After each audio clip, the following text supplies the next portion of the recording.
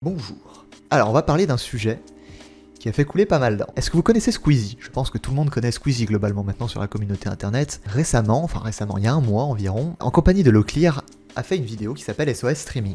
Donc ça va être divisé en 4 parties, donc petite intro pour le concept, etc., qui expliquera le concept. Ensuite on va parler de la vidéo en elle-même, parce qu'il y a pas mal de choses à dire sur la vidéo en elle-même. Ensuite on parlera de l'après. Qu'est-ce qui s'est passé après? Qu'est-ce qui continue de se passer un mois après? Et on finira par une petite conclusion. Tout d'abord, je tiens quand même à préciser que je suis personne. Voilà, je suis un random sur Internet. Entre guillemets, j'existe pas sur les Internets. Donc, je suis un random. J'ai absolument aucune légitimité de dire qu'est-ce qui est bien ou mal. En revanche, je trouve que c'est sympa de donner son avis et d'en discuter dans la bienveillance. C'est le but de cette chaîne. On va discuter de plein de choses, de sujets parfois peut-être un peu polémiques sur les bords. Mais c'est intéressant d'en parler. Je vais pas me contenter de faire comme le typical tweetos et de dire « Ah oui, mais machin, il mérite mieux, pourquoi lui ?» Premièrement, la vidéo. Donc, le principe est évidemment génial, et en plus ça change la vie de quelqu'un, donc c'est que de la bienveillance. Globalement, en fait, l'idée de base, c'est que de la bienveillance et c'est génial. En plus, ça montre une bonne image d'internet, quoi que ce soit, voilà. Les petits qui se font tirer vers le haut par les gros, c'est bien, c'est une bonne image d'entraide, donc globalement, c'est cool. Donc se faire host par un gros streamer ou se faire prendre un coup de pub comme ça, il y a forcément après, derrière, ça rechute énormément. Bon, il n'y avait pas besoin de sortir de Saint-Cyr pour le savoir, c'était logique et je pense que même tout le monde le savait. Zod, du coup, n'échappe pas à la règle. Et donc, on va poser un peu la problématique de ce stream, qui peut paraître un peu brut de décoffrage comme ça, mais vous allez voir, je vais apporter des éléments de réponse, qui ne sont pas forcément négatifs d'ailleurs. Mais on va se poser la question de pourquoi Zod? Alors, je dois vous avouer qu'au début, quand j'ai vu cette vidéo, je me suis dit le concept est vraiment très bien. Très bon concept. Mais je ne pouvais pas m'empêcher de me dire sur quels critères ils se sont basés pour faire la sélection de Zod. Parce que moi, il y a un gros argument qui va dans son sens et un gros argument qui va dans son désavantage. Et on va un peu les étayer au fur et à mesure de cette vidéo. Donc pour tous les gens qui diraient « Ouais, mais en fait, t'es jaloux en fait !» Alors non. Parce qu'il y a beaucoup de gens qui confondent la jalousie et l'envie. La jalousie, prenons l'exemple, personne dans la rue porte un magnifique t-shirt. La jalousie, ça serait de vouloir le t-shirt qu'a cette personne, exactement celui qu'il est en train de porter. Et l'envie, ce serait de vouloir exactement le même. Ce serait de vouloir le même, une copie, quoi. De vouloir le même, mais pas celui que porte la personne. Ne pas confondre jalousie et envie, c'est deux choses différentes. La jalousie, c'est malsain. L'envie, c'est normal, c'est humain. Donc voilà. Et arrêtons d'être hypocrites 2 minutes. Si vous êtes un streamer, youtubeur, ce que vous voulez, bien sûr que vous êtes envieux de Zod. C'est évident. Bien évidemment. Tous les gens qui sont dans le YouTube ou dans le stream game sont envieux de Zod. Envieux, attention, pas jaloux. C'est normal, et il n'y a absolument aucun mal à ça. Donc du coup, on va commencer sur la première partie, qui est la vidéo. Donc une qualité de production, bien sûr, qui fait très plaisir à voir sur YouTube, on va pas non plus... Ah, ça fait plaisir de voir des vidéos d'une telle qualité. Juste un petit souci avec cette vidéo, c'est ces petits arrière-goûts de télévision. Je m'explique. Par exemple, si on prend l'épisode avec la tablette. Encore son décor, c'est vachement intéressant pour nous. Ça fait un peu, tu sais, les reines du shopping quand même. Ils savent très bien qui c'était. Voilà, ils connaissent, ils l'ont sélectionné. Certes, il y a une prod derrière, mais ils savaient très bien qui c'était. Là, il y a un genre de découverte vraiment. Alors, je pense qu'ils découvrent le petit reportage. Je découvre le petit reportage que son équipe a fait. Mais globalement, voilà, ils savaient qui c'est. S'ils l'ont sélectionné, ils ne sont pas basés sur rien. Ils sont forcément basés sur un minimum de choses. Ou alors ils ont vraiment fait un tirage au sort. Et dans ce cas-là, c'est encore plus du tirage au sort, c'est encore plus de la chance. Mais c'est juste la mise en scène et la façon dont c'est fait qui me rappelle beaucoup la télé. Ensuite, il y a un autre truc qui me rappelle pas mal la télé. C'est le passage où Locklear est au magasin d'informatique. Ça, c'est très télé. Il fait « Ouais, alors, qu'est-ce que tu mets, machin ?» Bon, il sait pertinemment que globalement, il savait pertinemment ce qui allait être mis à l'avance. Voilà, et ça fait très, vous savez, les émissions où ils retapent des bagnoles. Alors, qu'est-ce que tu as prévu de mettre aujourd'hui? Très à l'américaine, je vais mettre des jantes 46 pouces avec des ailerons sur l'avant et l'arrière, des flammes sur les côtés. Ah ouais, vraiment incroyable, vraiment machin. Ça fait vraiment penser beaucoup à ces émissions-là en fait. Et on sent que c'en est un peu. Alors, soit c'est joué et fait exprès, soit c'est pas voulu, mais encore ce petit arrière-goût de télévision. Ce qui en soi n'est pas spécialement négatif, mais si moi je suis sur YouTube, c'est pour ne pas retrouver ces éléments-là de télévision. Bon, après, c'est mon avis. Le matériel, parlons-en justement. c'est intéressant. Donc le matériel, c'est très bien, c'est limite obligatoire maintenant aujourd'hui, voilà, même Zod le dit lui-même, c'est limite obligatoire aujourd'hui si on veut faire un minimum de qualité, c'est important d'avoir un minimum de bon matériel. Mais ça fait pas le streamer. C'est-à-dire qu'il y a des gens qui pourraient avoir le meilleur setup possible, mais derrière ils seront nuls à chier. Je dis pas que c'est le cas de Zod, attention. Voilà, mais c'est important quand même de garder en tête que c'est bien d'avoir du bon matériel, mais que c'est pas ce qui va faire le streamer. Et en fait, je trouve dommage qu'ils aient focalisé quasiment toute la vidéo sur l'aspect physique du truc, c'est-à-dire sur le décor, sur le matériel, sur tout ça. En fait, il s'est énormément axé là-dessus. Et en fait, ils parlent pas du tout de l'aspect streaming, comment s'améliorer, ce qui va se passer, comment réagir après tout ce qui va, après la hype qu'il va y avoir, etc. Pourtant, Locklear l'a dit. Locklear dans un de ses lives, alors j'ai plus l'extrait, mais Locklear dans un de ses lives a répondu en répondant à Sir Gipsy qui est aussi un streamer un peu React et qui a notamment fait une vidéo à ce sujet-là, que je vous invite d'ailleurs à aller voir si vous ne l'avez pas vu car elle est très intéressante. Moment où Sir Gipsy dit ouais, mais j'espère qu'ils l'ont bien coaché derrière en backstage. J'espère que Squeezie et Locklear l'ont aidé en privé pour éviter d'avoir toute cette charge mentale qui est complètement néfaste. Locklear répond oui, vous imaginez même pas à quel point on l'a coaché. Très bien, je n'en doute pas, et heureusement j'ai envie de dire. Mais je trouve dommage en fait qu'ils aient pas montré ça en fait. Parce que là ça fait un peu en mode tout le monde il est rose, tout le monde il est content, voilà t'as un super matériel, t'as les super assets, tout ce que tu veux, t'es prêt à faire des vues, c'est incroyable. Sauf que c'est pas la réalité en fait. La réalité c'est que oui derrière il va y avoir une explosion de vues, une explosion d'audience, etc. Mais après derrière c'est surtout important de savoir comment la garder. Et quand tu streams depuis même pas un an, parce que ça s'apprend, hein, l'air de rien. Animer un stream, voilà, jouer tout en animant, savoir parler, savoir discuter, mettre des intonations différentes. C'est très dur, c'est un exercice vraiment très compliqué. Et ça s'improvise pas du tout. Et donc Zod, qui est un streamer qui stream depuis assez peu de temps au final quand on regarde, eh ben forcément il y a des lacunes derrière. C'est normal, il n'y a absolument aucun problème là-dessus. Mais je trouve dommage que du coup on n'ait pas vu cet aspect coaching. Parce que ça permettrait aussi de mettre vachement plus en avant la réalité des choses. Parce que ça se trouve, il y a plein de gens qui ont vu cette vidéo qui se sont dit putain, mais c'est trop bien le streaming en fait, vas-y, moi je vais m'y mettre. Mais qui derrière se rendent pas forcément compte que c'est très compliqué à gérer parfois. C'est vraiment très compliqué. Et Sir Gipsy l'explique d'ailleurs très bien dans sa vidéo. Un autre moment que je dois avouer que j'ai pas trop compris, c'est le moment de l'enceinte. Donc voilà, donc en gros ce passage-là, là, pour moi les réactions globales de Zod sont naturelles. Mais par contre ce passage-là j'ai pas compris en fait. Là c'est dans ton champ de vision. Là, tu regardes tout droit, tu vois à droite qu'il y a quelqu'un qui te pose un truc, tu vois. Et encore, même si vous l'avez pas vu, même si tu l'as pas vu, après, derrière, t'as des gros bruits de paix, des gros bruits de travaux, des bruits chelous. Et puis tu peux te douter qu'il n'y a pas des mecs qui vont larguer des grosses caisses juste derrière, et tu sais que c'est pas toi. Et pour moi, en fait, au début, moi je croyais que Zod, il avait compris que c'était un exercice. Moi, ils ont dit qu'ils s'en sortaient bien. Bon, à part dire, vous entendez ça, les gars? Ou il y a des bruits chelous chez moi. Bon, pas trouvé qu'il s'en était plus sorti que ça, donc bon, après ça c'est mon avis. Mais là, faudra m'expliquer ce passage-là, parce que pour moi, il y a absolument rien de vrai dans ce passage-là. À part le fait que t'étais en live, bien sûr, ça, je n'aurais pas en doute le fait que t'étais en live, mais le truc de l'enceinte, pour moi, c'est complètement surjoué. Et donc ce fameux live donc qu'on voit avec Zod, là, donc voilà, donc le tournage de la vidéo SOS Streaming a eu lieu le 14 juin. Mais j'ai pas pu le retrouver dans les diffusions, les rediffusions. Les rediffusions, elles commencent à partir du 5 juillet. Et je trouve ça dommage, pour la simple et bonne raison que, moi j'aurais bien voulu le regarder par curiosité ce live. Globalement, c'est pas grave, hein, c'est une broutille.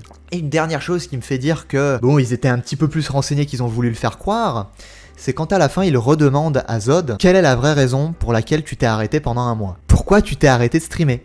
Et là, il leur donne la vraie raison. Pour moi, Locklear et Squeezie étaient parfaitement au courant de cette raison-là. Aucun être humain ne devrait avoir enterré son père aussi jeune. Et toute ma compassion pour toi pour cette période-là.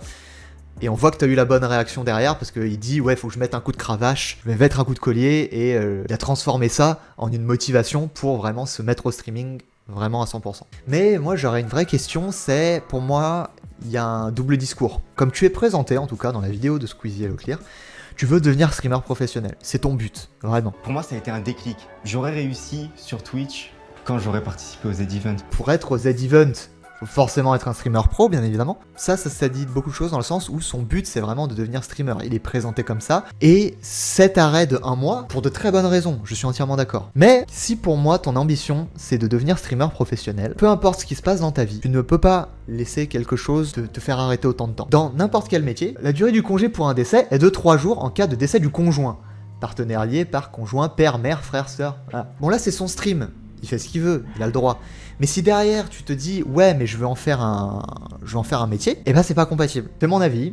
On a le droit de pas être d'accord. Par rapport à ce double discours. Donc il dit qu'il veut participer aux events et donc voilà présenter comme quelqu'un qui veut faire du streaming de façon professionnelle. Et je pense que aussi Squeezie et Leclerc l'ont sélectionné parce que c'était une ambition chez lui. Parce qu'il y a des gens, il y a des gens à qui ça ne correspond pas et qui font juste ça par hobby à côté et qui n'arriveraient pas forcément à gérer une grosse communauté. Ça existe aussi.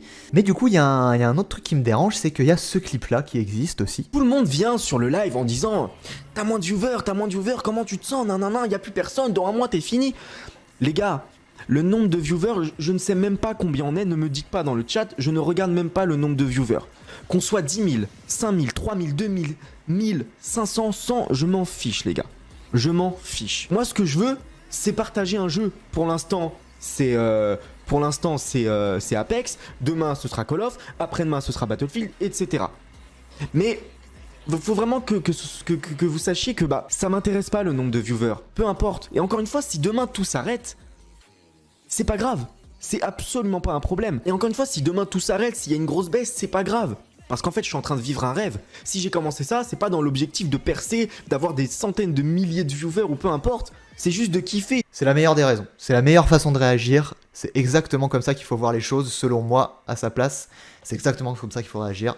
Et pour ça, GG à toi. Le problème, c'est que dans la pratique, c'est pas tout à fait le cas. Il y a un autre clip. Je commence à stream vers 23h jusqu'à 4, 5, 6h du matin. C'est un peu plus libre, il y a moins de gros streamers présents. Pour se créer une communauté, c'est plus intéressant de stream la nuit.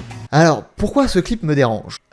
Pour ceux qui ont un peu suivi l'affaire, les heures de streaming maintenant de Zod, c'est passé plus aux alentours de 18h, jusqu'à après, je sais pas trop quelle heure, je vous avouerai, mais ça commence à 18h, tout le temps. Pour une raison assez évidente, c'est que y a plus de monde sur Twitch à 18h, il y a plus de gens, de 18 à 23 minuit, 23h minuit, c'est là où il y a le plus de monde. Et là, on s'est vachement éloigné quand même de cette idéologie. Il y a quand même eu certaines choses qui ont changé chez lui. Tu dis que tu cherches pas le buzz, mais en attendant, tu fais quand même des choses pour l'avoir. Parce que bon, chacun stream à l'heure qu'il veut, il n'y a pas de problème. Mais tu vois, c'est de dire, ouais, pour se créer une communauté, je trouve que c'est mieux de streamer un peu la nuit. Mais derrière, parce que tu as eu ce gros coup de boost de se ramener vers 18h, parce que tu sais pertinemment qu'il y aura plus de monde. Donc c'est aussi une recherche de viewers, c'est aussi une recherche de stats, accessoirement. On sent qu'il a la bonne mentalité, la bonne théorie à propos de ça, mais derrière, en pratique, ça se caractérise un peu moins, je trouve. Pourquoi ne pas continuer, du coup? Pourquoi ne pas continuer dans tes idéaux et dans ce que tu veux faire si de toute façon tu ne recherches pas le buzz? Pourquoi, du coup, streamer à des horaires où tu sais que tu auras plus de gens? Voilà, c'est ma question. Je la pose. Encore une fois, aucune agressivité, aucune malveillance. J'ai le droit d'avoir mon avis, vous avez le droit d'avoir le vôtre. Vous avez le droit de le partager. C'est le but de cette chaîne. Pas de problème. Ensuite, la deuxième partie, c'est le après.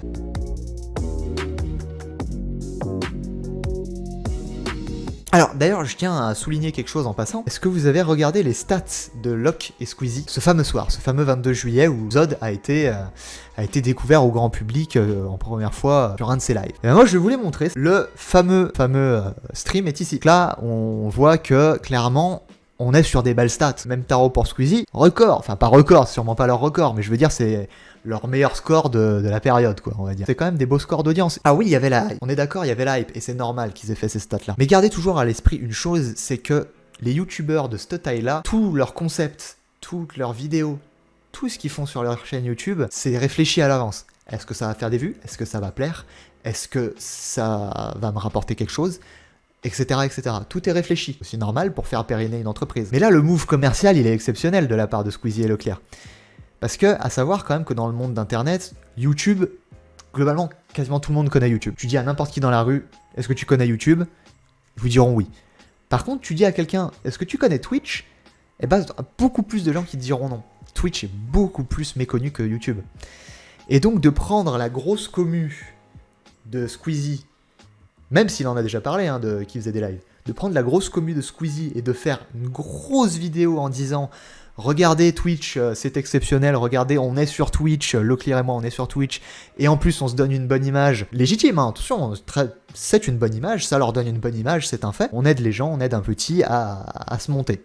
Très bien, pas de souci. Mais c'est un move commercial exceptionnel. Bravo à Squeezie et Leclerc parce que derrière eux, ça leur a sûrement rapporté aussi des followers, des viewers, etc. En gros, voilà. Alors, ce fameux stream, 2-3 petites choses qui me font dire que malgré les coachs en béton que Zod peut avoir, il y a quand même un petit manque de pratique. Encore une fois, c'est normal. Et bon, il a dû apprendre très vite. Pour revenir à la question de pourquoi Zod, moi ce qui va pas dans son sens, c'est que je trouve que Zod, je trouve qu'il manque de pratique. Je trouve que c'est quelqu'un qui manque d'expérience et que c'est... Encore une fois, je suis personne, hein. C'est mon avis. Mais moi... de par ce que je vais dire, je trouve qu'il manque d'expérience, et que quelqu'un avec un peu plus d'expérience aurait peut-être pu réussir à accrocher un peu plus de monde. Prenez par exemple cette publication Twitter. Donc voilà, ça c'est un planning de Zod. Le truc c'est que le vendredi 6 août, là, vendredi 6 août, eh ben il n'y a pas eu de stream. Il n'y a eu aucune publication Twitter pour dire ouais je streamerai pas aujourd'hui, machin. Alors ça peut paraître un détail comme ça, et bon, en soi c'en est un, rien de bien dramatique. Si tu veux dire que demain tu seras un streamer, c'est le genre d'erreur qu'il faut absolument éviter. Ou alors tu préviens. Parce que Internet est impitoyable, et surtout envers Zod, parce qu'il a été boosté par quelqu'un, et qu'il y a beaucoup de joueurs qui trouvent qu'il est pas méritant, c'est discutable. Ça peut arriver de pas pouvoir faire un stream, ça y a pas de problème, mais derrière il faut faire le nécessaire.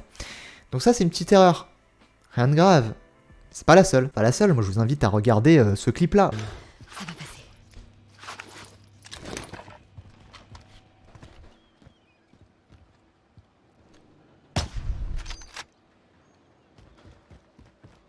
Bon, faudrait qu'on anime un peu ça, hein. Vas-y, go retourner les chercher là dans le bat. Allez, go. Encore une fois, ça paraît de rien, mais c'est tout le genre de petite erreur. En fait, ça fait paraître ton angoisse que tu te rends compte que t'animes pas de live. Oui, c'est dur d'animer. Pas grave, il y aura des moments de blanc, surtout qu'en plus t'étais en train de jouer à Call of à ce moment-là. Ne montre pas tes angoisses. Ça donne une image, justement, encore une fois, de manque de pratique. Par exemple, aussi, il a ses VOD, ses rediffusions Twitch. Ses VOD Twitch, il les avait mis réservés aux abos. Alors, j'ai pas spécialement de...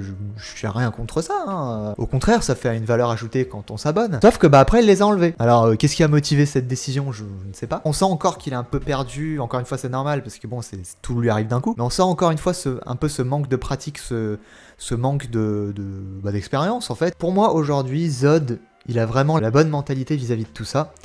Notamment via ce clip. Pourquoi tu veux pas profiter du buzz? Parce que ça m'intéresse pas, les gars. Le buzz ne m'intéresse pas. Je veux juste kiffer avec... Là, ça m'a permis d'avoir plus de visibilité et que les gens qui aiment ce que je fais restent, en fait. Tout ce qui est buzz, opportunité, tout ça. Opportunité, on va dire, en termes d'argent ou de sponsor, partenariat, ça m'intéresse pas. Ça arrivera après. C'est tout ce qu'il faut retenir, et j'espère que c'est vraiment sa ligne de conduite et qu'il continuera dans ce sens-là. C'est comme ça qu'il faut penser. Bon, il dit quand même, ça arrivera après, bon, on sent quand même qu'il y a une optique derrière, il veut que ça aille plus loin. Pour finir là-dessus, je pense pas que Zod va être le prochain Leclerc, le prochain Zerator, le prochain gros streamer connu. Alors oui, forcément, sur 70 000 personnes, t'arrives à en retenir forcément un peu. Aujourd'hui, il oscille entre 1000 et 2000 viewers. On voit quand même que quand Leclerc stream, ça a tendance un petit peu aussi à tomber. Mais pour moi, la vraie raison qui fait qu'ils l'ont sélectionné, c'est ce que je vous ai montré en fait. C'est qu'aujourd'hui, il a su rester lui-même, il a su ne pas vouloir absolument surfer sur le buzz, absolument vouloir tout le temps forcer, toujours chercher le vu, toujours chercher plus. Il a vraiment su rester lui-même, il a vraiment su ne pas prendre la grosse tête tout simplement, et je pense que c'est pas tout le monde qui aurait pu le faire, et je pense que c'est ça la vraie qualité qu'ils ont vue chez Zod, et que c'est aussi pour ça qu'ils l'ont sélectionné. Je ne serai pas public de Zod, parce que je trouve que c'est très plat comme stream en fait, c'est très doux, c'est toujours la même intonation de voix, jamais un mot plus haut que l'autre. J'ai pas la même fibre qui fait que quand je regarde un Zerator, quand je regarde un Show H1, ce genre de choses, ce genre de streamer, j'ai pas les mêmes sensations. Alors je ne suis pas le public, ça veut pas dire que tout le monde ne l'est pas, bien évidemment, on est d'accord. Pour moi, c'est encore une fois ce manque d'expérience, c'est parce qu'il a pas encore eu le temps de former vraiment son personnage, il a pas eu le temps vraiment de former sa communauté, etc., etc. On en revient vite fait au matériel, mais il a tous ses assets, il a tous ses réglages de stream, ses réglages sonores, ses réglages de stream deck, ses réglages de scène, tout. Un streamer, il faut que ça évolue quand même toujours, il faut toujours que ça soit en perpétuelle évolution. Et est-ce qu'il va oser, du coup, un jour refaire cette direction artistique? Parce qu'il faudra que ça arrive un jour. Est-ce qu'il va rester des années avec la même direction artistique? Est-ce qu'il va refaire un petit peu, remettre au goût du jour ses assets, refaire un peu tous ses assets? Moi, j'ai peur que vu que tout lui a été pondu dans la main comme ça, bah qu'il ose pas trop toucher et qu'il reste un petit peu toujours dans cette dynamique établie par Locklear et Squeezie. J'ai un petit peu peur de ça, mais bon, on verra, seul l'avenir nous le dira. Donc pour conclure tout ça, c'est quand même fou de voir le pouvoir qu'ont Squeezie et Locklear. C'est quand même beau aussi de se dire qu'ils utilisent ce pouvoir pour faire monter des petits comme ça. On voudrait limite le voir plus souvent, bien sûr, je pense pas qu'ils vont le faire tous les mois. Pour résumer, moi je trouve que Zod est quelqu'un qui a une très bonne mentalité vis-à-vis de ce qui lui est arrivé, et que globalement a une très bonne vision des choses, et que derrière c'est dommage qu'il y ait ces petites lacunes derrière qui vont se combler avec le temps. On est bien d'accord. Vous voyez, il a 1600 viewers. Donc voilà, on est un mois après, et il a quand même 1600 viewers. Donc, ce qui est très bien. 1600 viewers, c'est très bien. Si ça, et en plus, j'ai envie de dire, si ça lui convient, parce qu'il a aussi été vendu comme quelqu'un qui aime bien interagir avec sa communauté, bon, c'est un peu le cas de beaucoup de streamers quand même, surtout des gens qui débutent. Donc voilà, bah écoutez, moi je crois que j'ai à peu près fait le tour de ce sujet-là. Donc moi, pour tout ce qui est record et YouTube, je vais m'en arrêter là.